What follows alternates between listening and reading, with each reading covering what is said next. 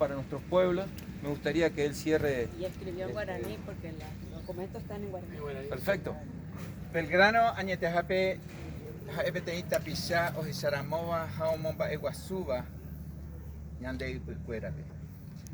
Ha, Pea Iponaiterei, MS, Seagui, Catuhawaisa, Jae, Peimeja, Hina Mokoi, Tapichá, Pemba, Apom, Barete, Vagina, Abareco, Ha,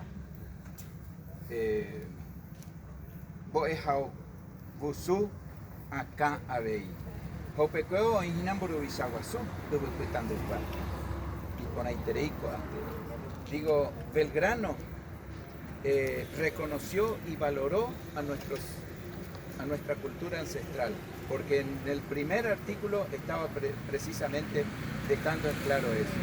Y qué lindo es poder abrir este espacio con el representante del Ministerio de Cultura y el Ministerio de Educación, con el representante del gobierno de la provincia, con todas estas representantes de la comunidad cultural aquí en Candelaria. Es algo realmente importante, así que en nombre de los que levantamos la bandera de nuestra cultura, nuestra identidad cultural originaria, muchísimas gracias.